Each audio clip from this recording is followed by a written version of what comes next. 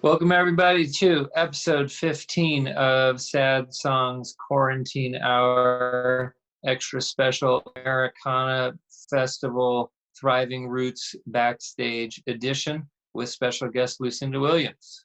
Kenneth, is that a fake background or are you actually in a Brothers Grimm fairy tale?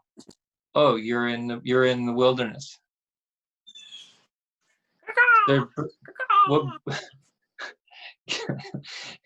are vultures circling overhead. You're less healthy than I thought.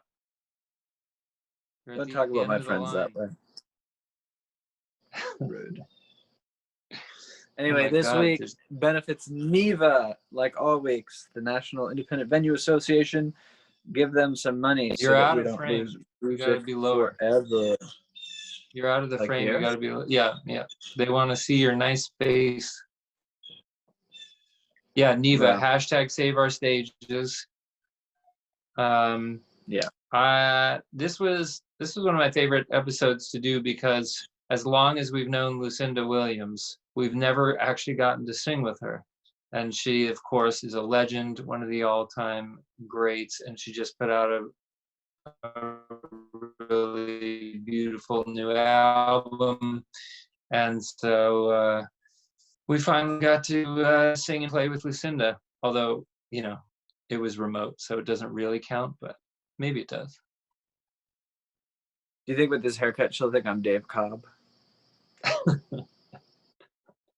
I think you would have Enjoy. to have See you next time. Hey. Hey, how are you?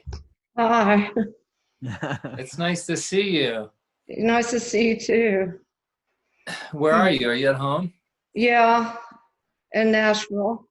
Have you been outside yet? The only places I've been have been to the studio with Ray Kennedy at his place, to do some stuff, and then once over to Colin Linden's studio to record something. Nice. And that's it. I haven't been at anybody's house or to a restaurant or anything. Who needs to go anywhere? I know, yeah. And in Nashville, everybody's house is a studio. You could just do it. I know, yeah. So we're basically set up. I just got married, Lou, and my wife and I escaped to Canada for the summer, Lakeside. Oh, wow. Well, congratulations. Oh, thank you. Yeah. That's exciting. Kenneth got married specifically so he could move to Canada. Right. I hear that. Yeah. That's not entirely true. It was also for love. Yeah, mostly for mobility though, and then love. Yeah. Is she from Canada? She has a Canadian passport, but she's also American. Yeah. So it's like that's good though. You might need that. Oh yeah, definitely. Well, I mean, we're already welcome to a land of responsibility and free healthcare. There you go. See? Yeah. That leads me to my first planned question about your new album, Lou. Okay. That song, Man Without a Soul, who could that be about? Well, it's pretty obvious, I think. I mean, but you could just fill in pretty much anybody who's, in a GOP Republican, either Trump or one of his supporters, Okay. Everybody. Well, I think also in this day and age, there's no shortage of men that we can shuffle into. Oh yeah, you could just stick them in there. Yeah. Yeah, in all walks of life, they're kind of shit. Exactly. I mean, it was written about that, but I mean, it just turns out, that it's so apropos that everybody assumes it's about Trump. I mean, because it was written last year sometime, so it was like that was in the forefront of my mind when I was working on some of these songs. The whole Trump thing was just like it's been, just driving everybody crazy, and so that wasn't, that was kind of, it couldn't be avoided. I had to write something about it. So that's not a relationship song then about your husband. No. Okay. But it was actually his idea. He came up with the idea, man. Or he came up with that line or that Right. idea, man without a soul.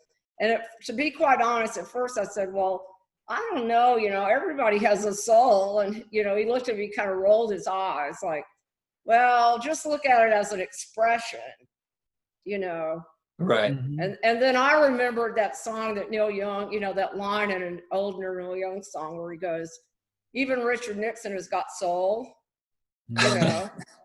And so I was kind of going back and forth with it, like, well, is it too harsh, and all of that. And Tom kept pushing me, and I'm like, no, God, it's great. We got to do this. Come on, you can, How did it feel to be?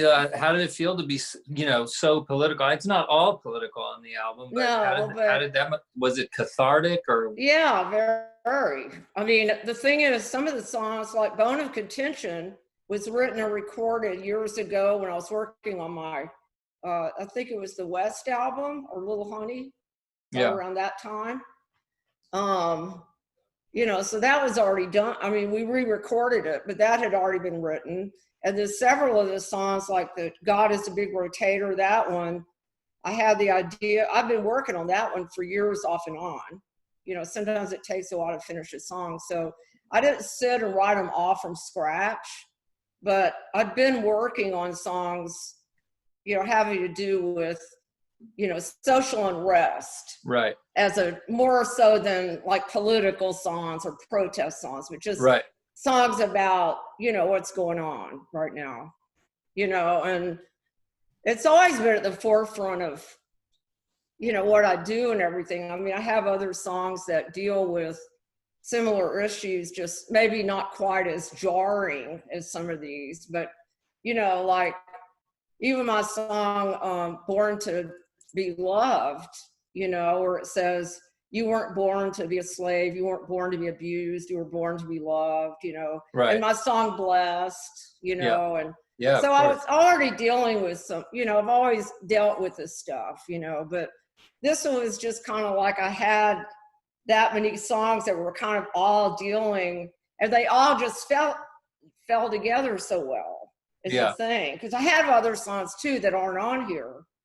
But you know how it is, you go in the studio with a whole bunch of songs and then, you just start cutting stuff, and then some certain ones fit better together. So not us. Every song we've ever written, we put on a record.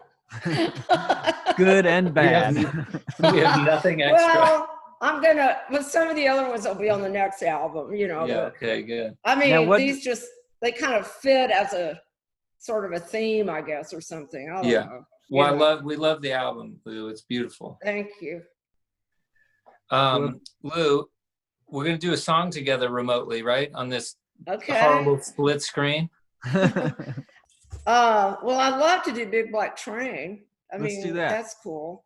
Yeah, let's do that one. It's off the new album and everything, and I love doing. I've come to where I've really love doing that song. There's something about it. It almost makes me. It almost makes it's very haunting. It almost makes me cry. I think the first time we met you in person was at the Blue Door in Oklahoma City. Really? Oh my God. Yeah, we were just there hanging out because we were on tour with our friend who was opening for you that night, and then tour with him the rest of the time. We got to, come to the show and hang out, and it was like the first time you had played there 20 years or something like that. It was this big event. Yeah. Because I know Greg Johnson is an old friend of mine. Mm-hmm. From when I lived in Austin. It was like the best night of his life. Right. He couldn't stop talking about what a great event this was. But it was the first time I had got to see you live, and your voice sometimes just makes me cry regardless of what you're singing. Do you know what I mean? There are voices that just have, I know. I know what you mean. And I don't think that could be what it is for you.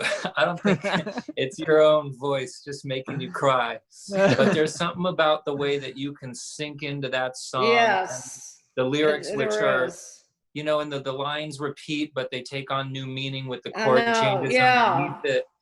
And Well, so, God, man, let and her sing I it. just, Let her sing it, man. I want to talk about it more so that it ruins it for the audience before we actually get into singing. Yes, that's what you're great at. That's what he does at our concerts. He just Y'all talks are and so talks. funny. Yeah.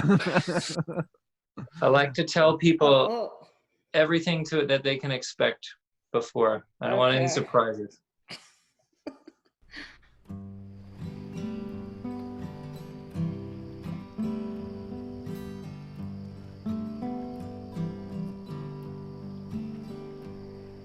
I can hear it coming from miles away. I can hear it coming from miles away. I can hear it coming from miles away. And I don't wanna get on board. I can hear it coming on down the track. I can hear it coming on down the track. I can hear it coming on down the track. And I don't wanna get on board. I don't wanna get on board. I don't wanna get on board. I don't wanna be no special rider.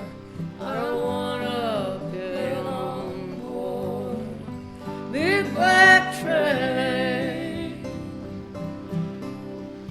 Big black train. I don't wanna get on board that big black train. Last time through it took me far away. Last time through it took me far away. Last time